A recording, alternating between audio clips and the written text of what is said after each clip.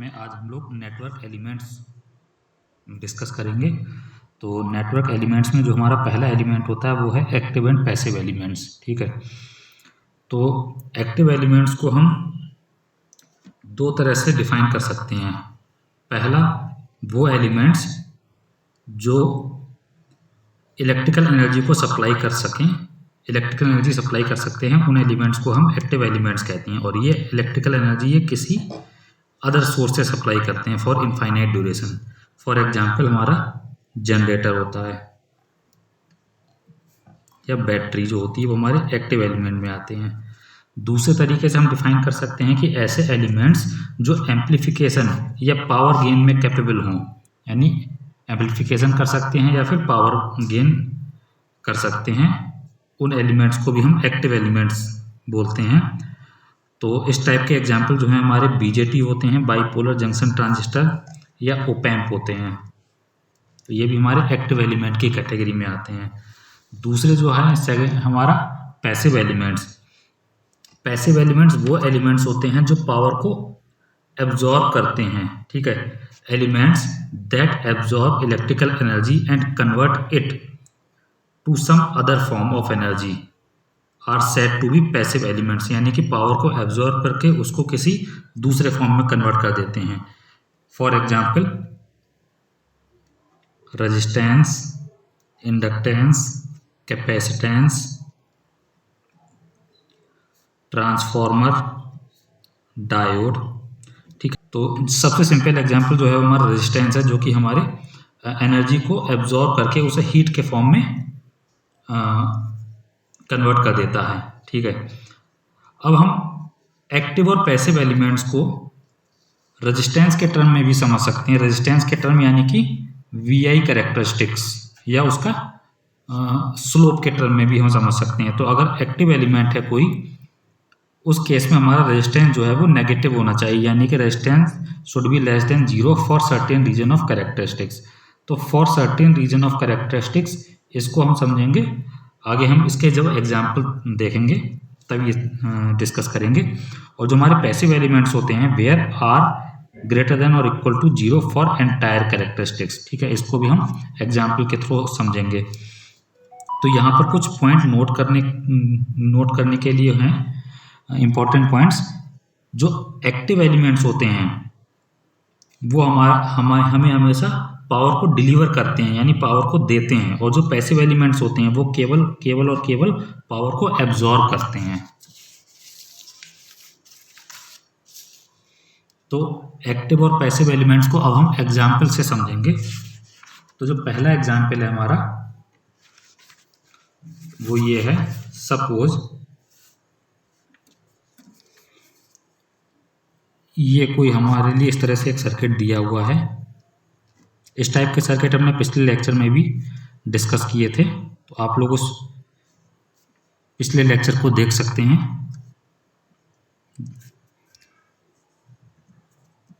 तो हमने वहां पर बताया था कि अगर करंट हमारा एंटरिंग पोजीशन में है तो इसका मतलब है यहाँ पर पावर जो है हमारी अंदर जा रही है, यानी पावर इज एब्जॉर्ब्ड। अब हमने बताया था कि ये जो क्या होता है, ये एजम्पशन होता है, ये फाइनल रिजल्ट नहीं होता है। तो इसको हम वेरीफाई करने के लिए हम पावर निकालते थे कि पावर अगर हमारी पॉजिटिव आती है तो जो हमने एज्यूम किया था वो सही एज्यूम किया था, लेकिन पावर अगर हमारी नेगेटिव आती है तो जो हमने एज्यूम किया था उसका जस्ट अपोजिट हमारा आंसर होना चाहिए था। ठीक है, तो अगर करंट की डायरेक्शन को देखा जाए तो यहाँ पर हमारा पावर एब्जॉर्ब हो रहा है। ठीक है, अब हम इसको वीआई कैरेक्टरिस्टिक से समझते हैं। सपोज ये हमारी एक वीआई कैरेक्टरिस्टिक दी हुई है।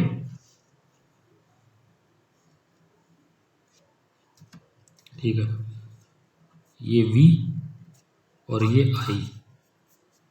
तो अगर हम इस क्वाड्रेंट की बात करें तो यहाँ पर हमारा वोल्टेज पॉजिटिव, करंट पॉजिटिव, तो जो हमारा पावर होगी वो भी पॉजिटिव होगी। पावर पॉजिटिव होगी, इसका मतलब जो हमने एज्यूम किया था वो सही एज्यूम किया था, यानी पावर जो है वो एब्जॉर्ब हो रही है। इस केस में हमारा वोल्टेज देखिए नेगेटिव है, ये voltage less than zero, current भी हमारा नेगेटिव है, ये लेस देन जीरो, तो पावर जो होगी हमारी वी आई वो भी हमारी लेस देन जीरो आएगी, सॉरी नेगेटिव नेगेटिव, पावर जो है हमारी पॉजिटिव हो जाएगी। तो जब पावर पॉजिटिव हो गई इसका मतलब जो हमने एज्यूम किया था वो सही एज्यूम किया था, तो इस केस में भी जो हमारा पावर जो है वो एब्जॉर्ब ही आ रही है। तो अगर हर केस में हमारा पावर एब्जॉर्ब ही आ रहा है इसका मतलब जो हमारा एलिमेंट है वो पैसिव एलिमेंट है, ठीक है, क्योंकि पैसिव एलिमेंट में ही पावर एब्जॉर्ब होती है। दूसरा, अगर हम इसको रेजिस्टेंस से समझें, हमने जो रूल यहाँ पर अभी लिखवाए थे, अगर रेजिस्टेंस हमारा ग्रेटर देन और इक्वल टू जीरो है फॉर एंटायर कैरेक्टरिस्टिक्स, तो पूरे कैरेक्टरिस्टिक्स में हमारा रेजिस्टेंस जो है वो ग्रेटर देन जीरो आया है। यहाँ पर भी देखिए रेजिस्टेंस जो है हमारा पॉजिटिव आएगा, और यहाँ पर भी V अपॉन आई रेजिस्टेंस जो है हमारा पॉजिटिव आएगा। तो R जो है ग्रेटर देन जीरो है, ठीक है, और स्लोप भी पॉजिटिव है।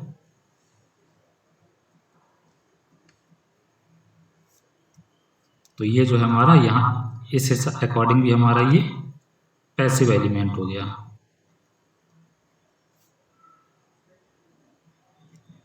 ओके, सेकंड एग्जांपल हम समझेंगे ये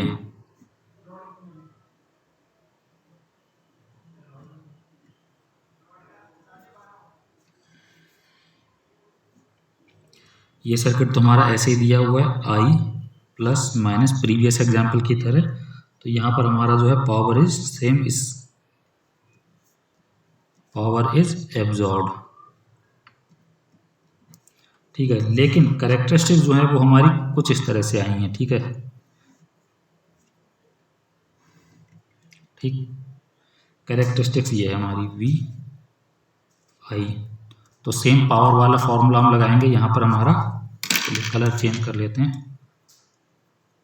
यहाँ पर हमारा V क्या है, ग्रेटर देन जीरो, लेकिन I लेस देन जीरो है यानी कि नेगेटिव है। तो इस केस में power equal to V I, positive into negative जो है वो हमारा नेगेटिव हो जाएगा। तो इसका मतलब जो हमने एज्यूम किया था वो गलत एज्यूम किया था। जो हमने अगर एब्जॉर्ब एज्यूम किया था तो इसका मतलब पावर यहाँ पर जो है हमारी डिलीवर्ड है, ठीक है, ये कॉन्सेप्ट कभी फेल नहीं होगा।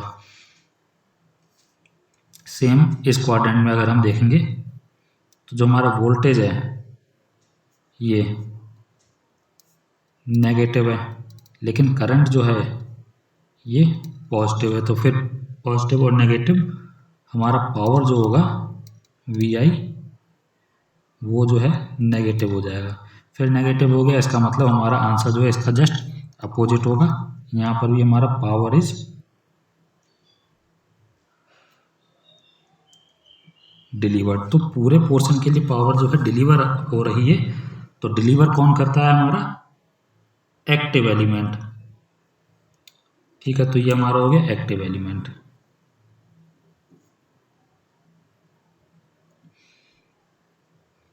अगर हम इसको स्लोप से देखें तो स्लोप जो है हमारा यहाँ पे नेगेटिव है और रेजिस्टेंस भी नेगेटिव है। तो इस कॉन्सेप्ट के अकॉर्डिंग भी हमारा जो एलिमेंट है वो एक्टिव एलिमेंट है, जो हमने अभी रूल बताया था। तीसरा एग्जाम्पल है हमारा ये,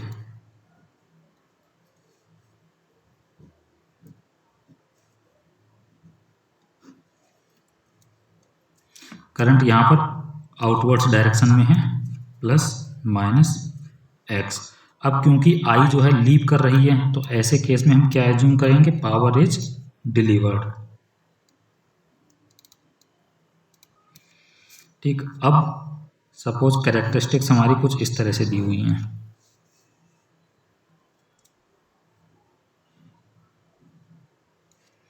यहाँ पर देखिए V जो है greater than zero, I V greater than zero, power आ गई हमारी पॉजिटिव, यानी जो हमने एज्यूम किया था वो सही एज्यूम किया था। तो पावर इज डिलीवर्ड। यहाँ पर देखिए आई हमारा नेगेटिव, वोल्टेज हमारा नेगेटिव और पावर जो हो गई हमारी पॉजिटिव, नेगेटिव इंटू नेगेटिव, यानी यहाँ पर भी हमारी पावर जो है वो डिलीवर्ड आ गई। ठीक है, अब डिलीवर कौन करता है? Active element. तो इसके अकॉर्डिंग ये जो हो गया हमारा, ये हो गया एक्टिव एलिमेंट। ठीक है, ये हमारा एक्टिव एलिमेंट हो गया, या वी आई करेक्टरिस्टिक से भी एक्टिव एलिमेंट हो गया। लेकिन अगर स्लोप से हम देखें तो स्लोप हमारा ग्रेटर देन 0 है, रेजिस्टेंस भी जो है हमारा ग्रेटर देन 0 है, तो इसके अकॉर्डिंग ये होना चाहिए पैसिव एलिमेंट, जो कि ये गलत है, क्योंकि जो हमारी पावर है पूरे केस में पावर जो है डिलीवर हो रही है, और डिलीवर हमेशा होती है एक्टिव एलिमेंट ही हमारे पावर जो है डिलीवर करता है। तो इसलिए यहाँ पर ये कॉन्सेप्ट फेल हो गया, लेकिन पावर वाला कॉन्सेप्ट सही था। तो इन एग्जाम्पल से कुछ कंक्लूजन हम देखेंगे। तो पहला कंक्लूजन ये है कि if the sign of voltage and current direction is not specified, we can judge active and passive element by means of slope of Vi characteristics। अगर हमारा वोल्टेज और करंट की डायरेक्शन स्पेसिफाइड नहीं की गई है, तब जो है हम स्लोप या Vi कैरेक्टरिस्टिक से एक्टिव या पैसिव एलिमेंट को जज कर सकते हैं। लेकिन अगर हमारी करंट डायरेक्शन दी हुई है तो उसमें फिर हमारे दो केस बनते हैं। पहला केस बनता है अगर हमारा करंट डायरेक्शन कुछ इस तरह से दी हुई है कि पावर जो है एब्जॉर्ब हमें लग रहा है, तो उस केस में हम स्लोप वाला रूल यूज करेंगे एक्टिव और पैसिव एलिमेंट को जज करने के लिए, यानी स्लोप वाला रूल यूज कर सकते हैं। लेकिन अगर हमारी करंट डायरेक्शन कुछ इस तरह से दी हुई है कि पावर जो है डिलीवर शो हो रहा है, तो उस केस में हम पावर का कॉन्सेप्ट यूज करेंगे हमेशा एक्टिव और पैसिव नेचर को जज करने के लिए। ठीक है, तो इस तरह से कुछ न्यूमेरिकल्स आते हैं एक्टिव और पैसिव एलिमेंट्स पर कि हमारा एलिमेंट एक्टिव है या पैसिव, तो उन न्यूमेरिकल को हम कर सकते हैं। ठीक है, तो एक एग्जांपल और करते हैं हम इसके बाद एक्टिव और पैसिव एलिमेंट्स को जज करने के लिए ही।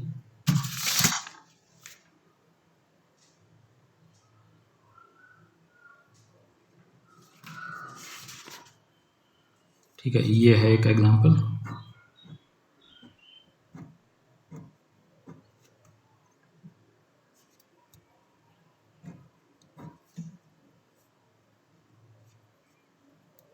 करंट देखिए आउटवर्ड डायरेक्शन में है,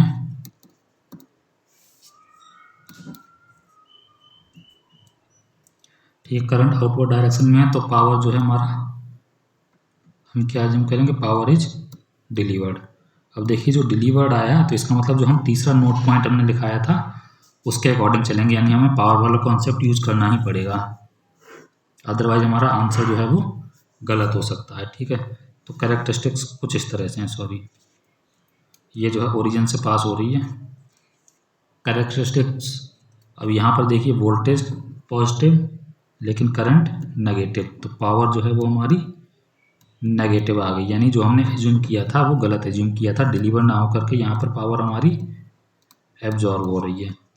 ठीक है, यहाँ पर देखिए वोल्टेज जो है वो सॉरी ये वोल्टेज है और ये करंट है, तो देखिए वोल्टेज जो है वो नेगेटिव है लेकिन करंट जो है वो पॉजिटिव है, तो P इक्वल टू वी आई, ये भी हमारा नेगेटिव हो गया, तो यहाँ पर भी पावर हमारी एब्जॉर्ब हो रही है। ठीक है, जब दोनों ही केस में पावर एब्जॉर्ब हो रही है इसका मतलब हमारा जो एलिमेंट है वो पैसिव एलिमेंट है।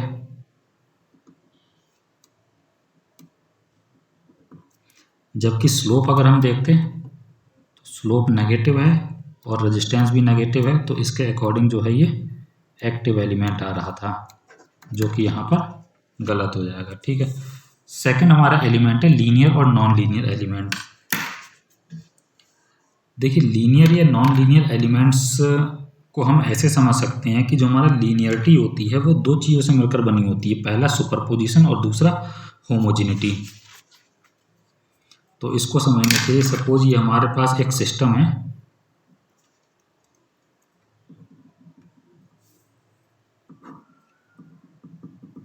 एक्स टी इनपुट और बाई टी आउटपुट। ठीक है, तो अगर इसमें हमारा इनपुट अगर x1t होगा तो आउटपुट क्या हो जाएगा, y1t। इनपुट हमारा x2t होगा तो आउटपुट हो जाएगा हमारा y2t। ठीक, कुछ भी एज्यूम हम कर सकते हैं, xt y t, x1t y1t, x2t y12t। ठीक है, तो सुपरपोजिशन क्या होती है, सुपरपोजिशन को आगे हम थ्योरम्स में भी पढ़ेंगे। सुपरपोजिशन ये होती है कि अगर x1 t plus minus x2 t है तो सेम रिलेशन हमारा आउटपुट में होना चाहिए, y1 t plus minus y2 t। अगर ये सिस्टम हमारा सिस्टम इस टाइप में है कोई, तो वो सिस्टम जो है हमारा, हम कहेंगे कि वो सिस्टम हमारा सुपरपोजिशन को फॉलो करता है। ठीक है, दूसरा हमें पढ़ना है होमोजेनिटी। तो ये होमोजेनिटी क्या होती है,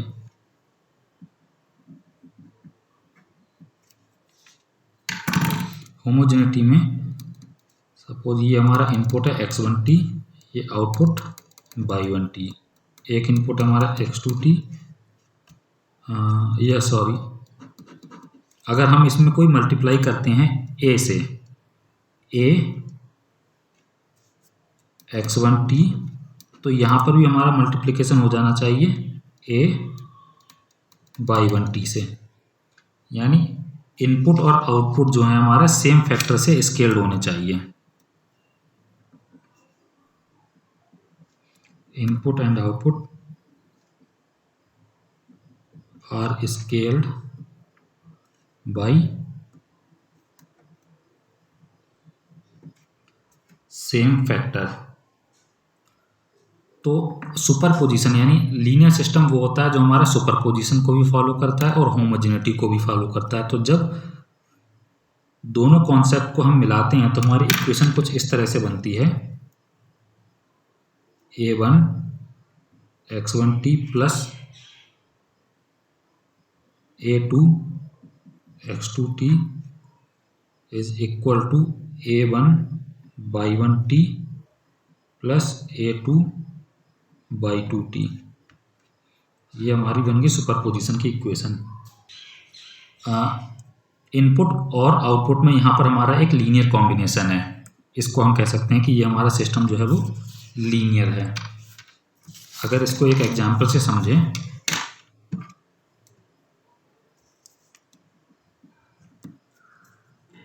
ये हमारा है y t equal to C X T, y1t equal to C x1t, y2 t equal to C x2t। ठीक है, अब हमको जो y t है आउटपुट, उसको हमें यहाँ पर xt की जगह हम एक इनपुट दे रहे हैं, xt equal to a x1t plus b x2t। तो हमारा सिस्टम लीनियर तब होगा जब y t की जो इक्वेशन है वो इसी फॉर्म में बन जाए, है ना, आउटपुट भी इस लीनियर कॉम्बिनेशन को फॉलो करे। तो इसको हम ओपन करेंगे, सी ए x1t plus C B x2t। ठीक है, अब सी x1t इक्वल टू है y1t, तो a y1t plus b, c और x2t है y2t, तो b y2t। ठीक है, तो ये भी जो है हमारा आउटपुट जो है हमारा वो भी लीनियर कॉम्बिनेशन में आ गया। तो इसका मतलब ये सिस्टम जो है हमारा वो लीनियर सिस्टम है, आउटपुट जो है हमारा लीनियर कॉम्बिनेशन में आ गया।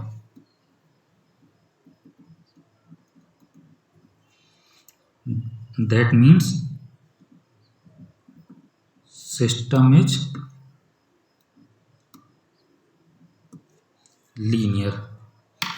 ठीक है, एक और एग्जांपल देखते हैं, y t equal to m x t plus c. ठीक है, तो बाई वन टी क्या होगा, m x one T plus c और बाई टू टी है हमारा m x two T plus c.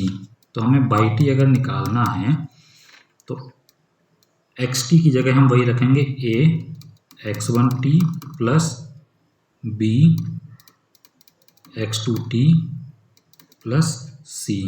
इसको जब सॉल्व करेंगे तो एम एक्स वन टी इधर ले लिया और ए बाहर ले लिया प्लस बी बाहर ले लिया M x two T plus C which is not equal to A by one T plus B by two T. Hence system is not linear, यानी ये हमारा नॉन लीनियर सिस्टम हो गया। एक इम्पॉर्टेंट पॉइंट है कि जब भी हमारा कोई लीनियर सिस्टम होगा उसमें हमारा इनपुट और आउटपुट या वोल्टेज और करंट जो है वो एक स्ट्रेट लाइन से पास करेंगे थ्रू ओरिजिन। ठीक है, एक स्ट्रेट लाइन होंगे और ओरिजिन से पास करेंगे। For linear system graph between input and output और voltage and current must be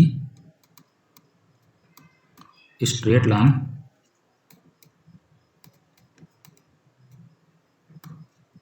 passing through origin।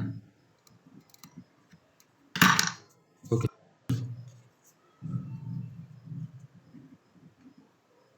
Note या फिर इन्हें हम एग्जाम्पल भी कह सकते हैं। जो हमारे R C resistance inductance capacitance होते हैं वो हमारे लीनियर एलिमेंट्स होते हैं। Differentiation and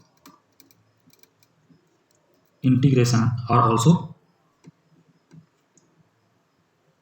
linear operators. ठीक है, तो अगले एलिमेंट जो है हम अगले लेक्चर में पढ़ेंगे।